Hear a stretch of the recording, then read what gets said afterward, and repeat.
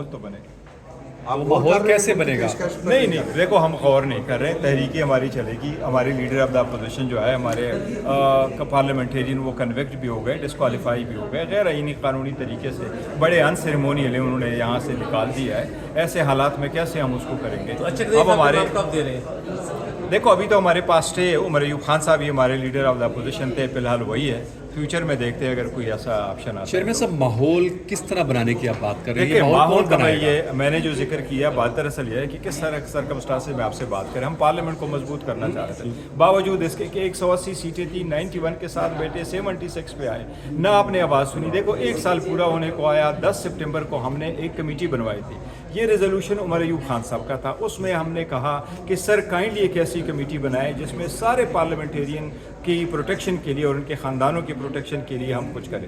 Committee हमने बनाई, इसमें सारे जितनी पॉलिटिकल पार्टी इस वक्त ईवान में है वो सारे लोग इसमें शामिल हो गए। मैं उसमें था, उसमें बिलावल थे, उसमें मौलाना अब्दुर्रहमान साहब थे, उसमें चकज़ई साहब थे, उसमें इजाजुल हक साहब थे, सारे लोग उसमें बैठे। लेकिन 2 मीटिंग के अलावा और उनकी कोई मीटिंग नहीं हुई। खुर्शीद शाह साहब उसके चेयरमैन थे, कुछ आगे नहीं बढ़ सका। फिर आपने पार्लियामेंटेरियन को कन्विक्ट भी किया, डिस्क्वालीफाई भी किया।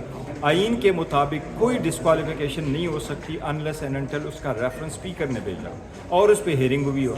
ऐसे अनसेरेमोनियली आप उनको कन्विक्ट भी करते हैं, आप उनको डिस्क्वालीफाई भी करते हैं, आप उनको निकाल भी देते हैं, आप उनके सेन वाइसेस को रोक लेते हैं, आप स्पेस नहीं देते। तो फिर ऐसी जरा ब्रेकअप दे दें उन 25 अरकान का कि जिन्होंने अभी तक इस्तीफे नहीं दिए, कितने लोग बाहर हैं और क्या वजूहत हैं? 4 हमारे अरकान बाहर है, जिस तरह अली साही साहब है, उमर साहब है, उमर फारूक साहब है, अली अफजल साई साहब है, हमारे साहबजादा साहब है, महबूब सुल्तान साहब वो बाहर है। इसलिए वो चूँकि लंदन में होने की वजह से अंडर दियर हैंड देना पड़ता है। वो बाकी सारे साथियों ने आज तक जमा करा जो अवेलेबल हमारी तरफ से वो कंप्लीट है।